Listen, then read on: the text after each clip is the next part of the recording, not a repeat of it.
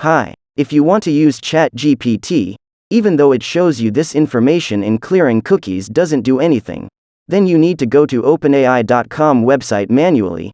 You can, for example, type the name of this site in Google search and click on it, or type the address manually. As you can see, I am on the site. When I go back to the tab where I have the cookie information and try to reload it, the problem still occurs. Now we go back to our newly opened tab and at the very top select Try. As you can see, the GPT chat has opened and we can use it. I will check if it works by typing the phrase, "short joke about Jennifer Lopez." After a while we should get a message from ChatGPT for our task. As you can see, everything works. Now please leave a subscription to my channel. I also invite you to my other tutorials. Thanks for watching the video.